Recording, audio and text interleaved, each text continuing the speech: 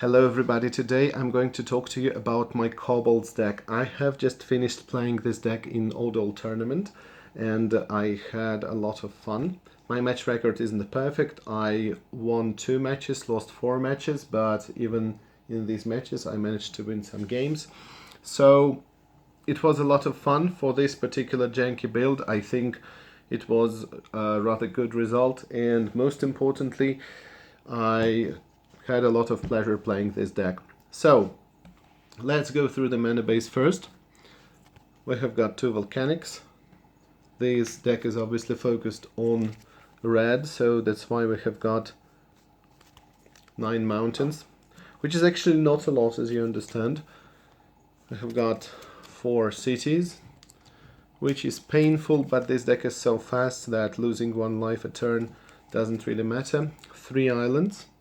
From power we have got the Moxen and the Lotus.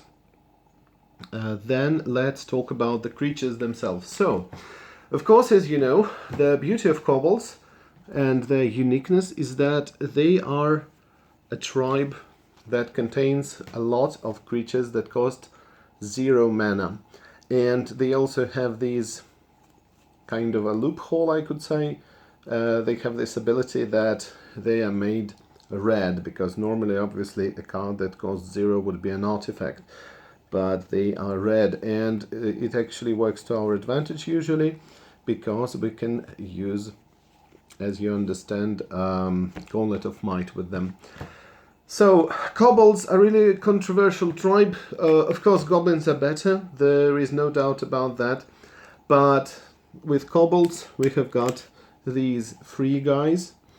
And if you manage to refill your hand, let's say with Wheel of Fortune, Time Twister, you can easily have, a lot of Kobolds turn 1 and turn 2. You can be ready to swing, especially with these guys. So these Kobolds I have got a playset of, obviously. They say all Kobolds, other Kobolds I mean, get +1/+0. Again, there was obviously some kind of errata, just like with Lord of Atlantis. That Lord of Atlantis is also a merfolk, but he doesn't pump himself. These also pump each other, but they do not pump themselves, and they are not taskmasters in the creature type. They are obviously also Kobolds.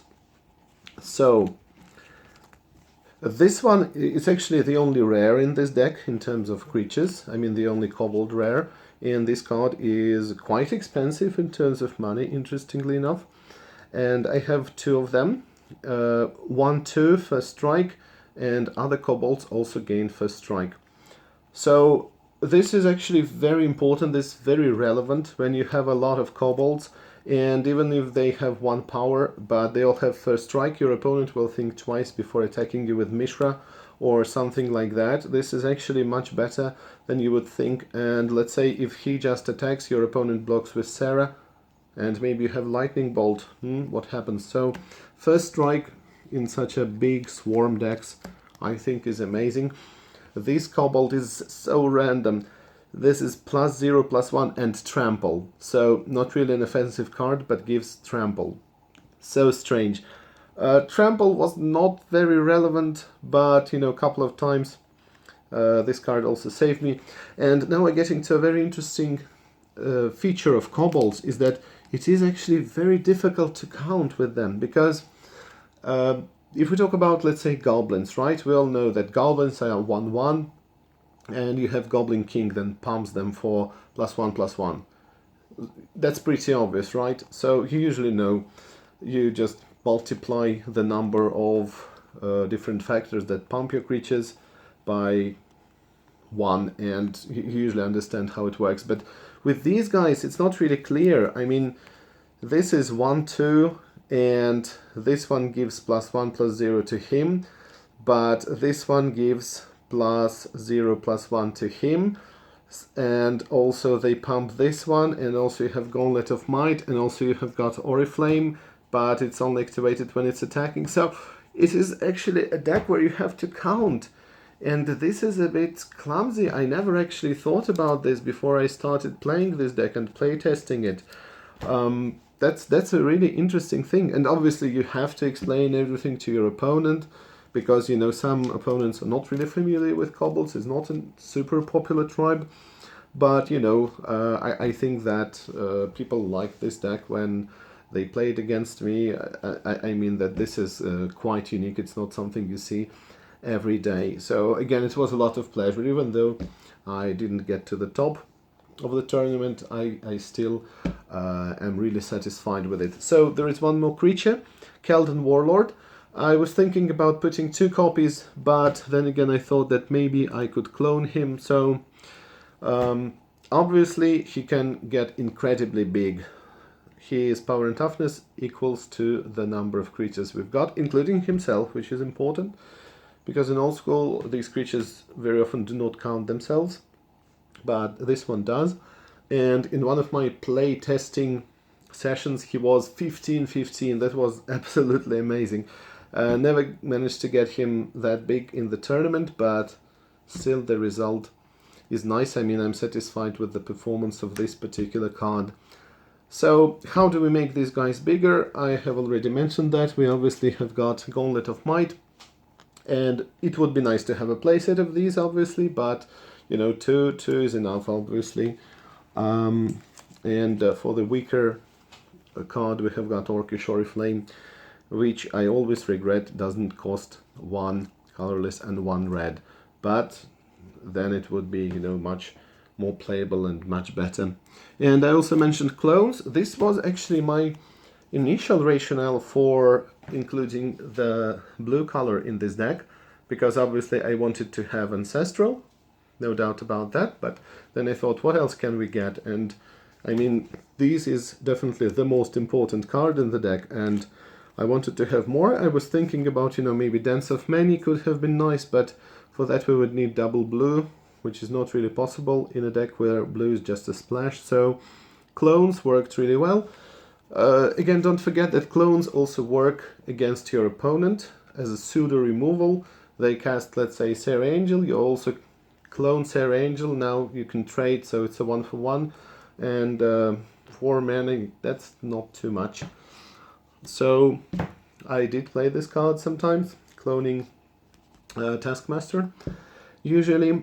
So what do we do with all the mana? I mean, Gauntlet of Might, if it's in play, obviously we want to do a big fireball on Disintegrate, and obviously this card did win me some games.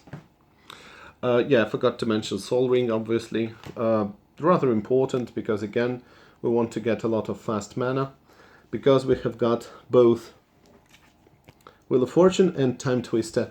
You know, I often talk to you about how I am not really a fan of auto-including Time Twister in every deck, but in this deck it's really justifiable, and you know, every time I play it I'm really not disappointed. And this deck you have to play very aggressively. You have to play it incredibly aggressively and fast, and you shouldn't hesitate to sacrifice these small guys. You know, if you're attacking and you can get, let's say, 3 or 4 damage through, and your opponent will kill some of these guys, it's better to go for that option. You know, it's not a deck where you should wait, because time is not on your side very often. So, of course, there is Ancestral, and to use the, you know, maybe a lot of mana that we could get from Gauntlet of Might, and for the creature stalemate potentially, I thought of including Brain Geyser. I really do not regret doing that. You notice that there is no other piece of power that we often include, which is Time Walk. So I thought that, you know, Time Walk of course is very nice, but this doesn't really give me a lot of advantage if I want to attack, and on board I'm just losing creatures, and I have, let's say, 1 more turn and I will attack again, but if I have a weak army it will be annihilated by the blockers. So I decided not to include it. Don't really regret it. I think that Brain Geyser is just more fun, you know. So as for the sideboard, I had Blood Moons, 3 of them, and in one game this definitely saved me. I don't need to tell you how good Blood Moon is. My new sideboard tech, Golgothian Silex, a card I have just recently acquired. I was really happy using it. I initially wanted to use it to combat my opponent's Mishras, because I was expecting Mishras for a good reason. I mean, Mishras are played in 90, if not 95% of all old school decks. And I was pleasantly surprised when I was playing against a deck that had a lot of artifacts. It also had workshops. It had, what was that? Suchis and stuff like that. So obviously you understand that Silex was a nice surprise effect. The best thing about this card is that it can be activated right away, unlike the Minerals Disc. And also Disc I don't really like in this deck. I didn't really use it from a sideboard because I also have a lot of permanents, so that would be painful for me to play the Disc. Strip Mine, you see an interesting decision. I decided to put Strip Mine into my sideboard, and that might have been suboptimal, but still I did that. Fork, I always say that Fork is an incredibly skill intense card. You can fork your opponent's counter magic, which is pretty obvious. You can fork your opponent's, let's say, demonic tutor. In that case, by the way, mind you, if somebody does that to you, it's a very good idea to search for Mind Twister, him to Torak, and your opponent will then discard.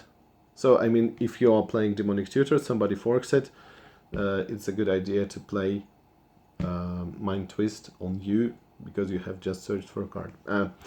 So, okay, anyway, forks could also use, you know, to copy a big burn spell, so, you know, the use is really, really versatile. And they had Sonic Blasts, cards that saved me a lot of times, killing big creatures, getting me the more important tempo advantage, and just winning the damage race. So again, I think it's really nice. Again, this tribe is very weak. To be honest with you, very often I sided out these small Kobolds guys. Of course, I had to play 12 for the flavor, but we understand that 12 might not be optimal. And maybe including just, I don't know, a playset of these. Maybe even that is overboard. I mean, I'm not really sure what the optimal list would be. Some people play 8 of these. I obviously play 12, but post sideboard I see that people are really going to annihilate them. These are just so fragile, so small.